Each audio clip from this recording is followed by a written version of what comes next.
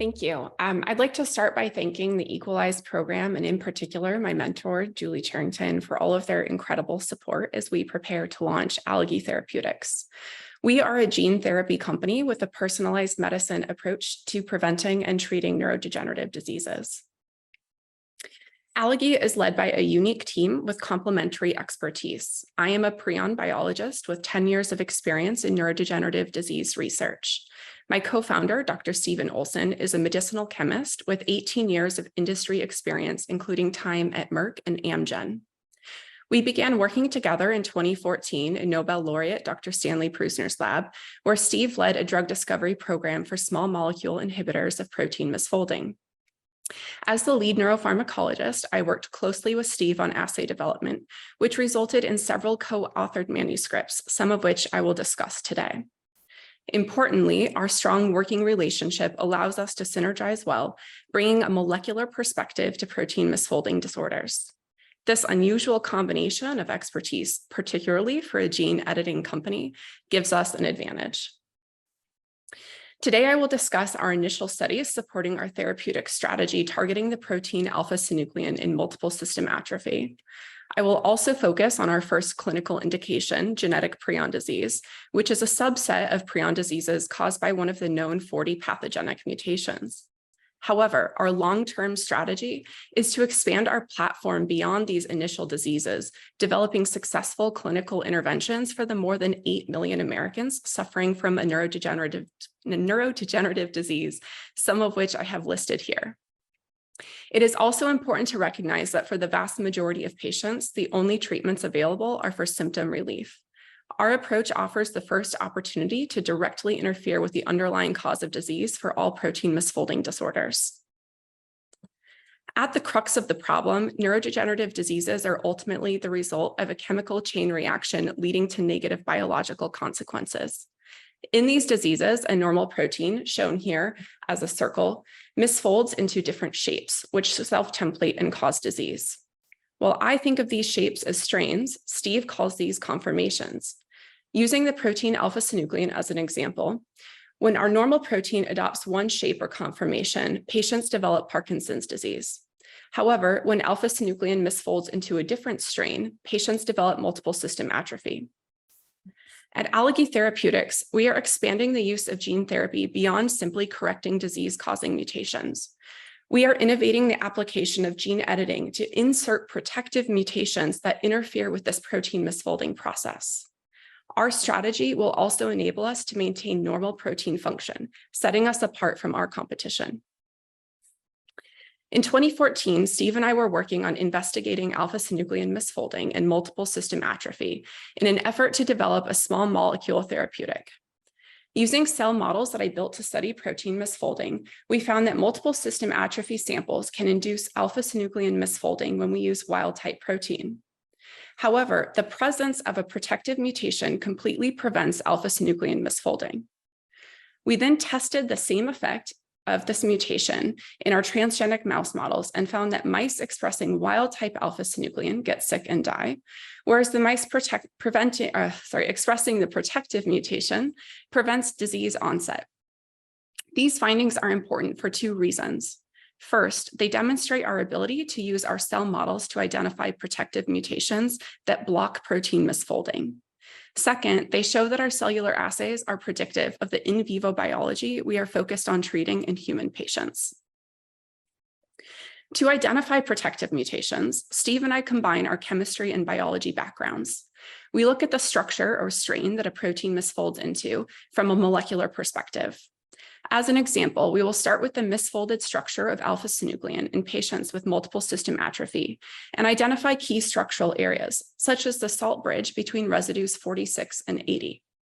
We can then test our hypothesis that this salt bridge is necessary for multiple system atrophy by developing cells with mutations targeting this region of the protein. As you can see from our cell data, when we mutate either of the residues involved with forming this salt bridge, we completely inhibit protein misfolding. However, when we mutate residues outside of this region, protein misfolding still occurs. These data demonstrate our ability to develop strain-specific interventions for protein misfolding disorders. My laboratory has been awarded an R21, which scored in the first percentile from the NIH to continue developing our gene editing strategy for multiple system atrophy. We also have funding from the Rainwater Charitable Foundation to develop a similar approach for the protein tau. Part of our ongoing work is focused on de-risking the novel mutations that we are developing as part of these programs. However, there are known protective polymorphisms in the human population that prevent the prion protein from misfolding and causing genetic prion disease, making it a very attractive first clinical target. Additional benefits to this strategy include the fact that we know which mutations cause genetic prion disease, which will enable us to accurately enroll patients into clinical trials. Ante-mortem definitive diagnostic tests do not exist for almost all neurodegenerative diseases, which greatly hinders trial accuracy. Our approach overcomes this major hurdle most others will face, making our clinical trials more effective and better powered. Contributing to patient enrollment, the CJD Foundation is a very strong patient organization that we will partner with to improve patient identification and recruitment. Finally, genetic prion disease is eligible for orphan drug designation by the FDA, which adds additional benefits to our strategy. Importantly, as my lab continues to investigate protective mutations for alpha-synuclein and tau, success developing a treatment for genetic prion disease will lay the groundwork for moving forward with our second and third indications, Parkinson's and Alzheimer's diseases. Given that there are known protective polymorphisms for genetic prion disease, we can accelerate our in vitro optimization process, which involves testing guide RNAs for CRISPR prime editing in established cell lines. We will validate the guides for editing efficiency, insertion deletion byproducts, and off-target effects. Successful guide RNAs will then be incorporated into the prime editing machinery delivered via AAVs to establish mouse models of genetic prion disease. We will then assess the efficacy of each guide RNA for its ability to slow or prevent disease onset. We can also use bioluminescent imaging in the mice to follow disease progression in living animals. And these assays have been shown to predict disease onset by approximately 2 months. Our strategy makes us distinct from our competitors. We will maintain normal protein function and expression levels to avoid concerns about loss of function effects, whereas many companies are taking approaches that will ultimately reduce protein levels in the brain. These include all of the antibody approaches, most notably Biogen's, Ionis's antisense oligonucleotides, and Sangamo's zinc finger-driven gene knockdowns. While reducing substrate is one way to slow or halt a chemical reaction, it could also have unintended negative consequences on brain health. Our work synergizes with the work that Voyager is doing to develop more efficient AAV capsids. However, they are currently using these to deliver gene silencing payloads. Finally, other companies like Prime Medicine are focused on simply correcting disease-causing mutations, which limits their patient population to the approximately 10% of neurodegenerative disease cases that are caused by pathogenic mutations. By comparison, our approach enables us to use gene therapy as a protective treatment for neurodegenerative disease, regardless of disease etiology. To reach our goal of candidate selection at the end of year 2, we need $2.5 million. Our PCT filing is due in August. The first 3 to 4 months of year 1 will focus on optimizing guide RNAs in our cell models. From there, we will quickly transition into early proof of concept efficacy studies, which we will pair with short-term toxicity assays. Subsequent work in year 2 will focus on delivery route and dose of the AAVs, as well as therapeutic efficacy window for treatment and validating known clinical biomarkers such as tau in the CSF. We are focusing on an SBIR application and intend to begin conversations with seed investors to reach our $2.5 million goal. We are also looking to grow our team at all levels, particularly with regard to regulatory expertise for gene therapies. In summary, we are expanding the application of gene editing beyond simply correcting disease-causing mutations.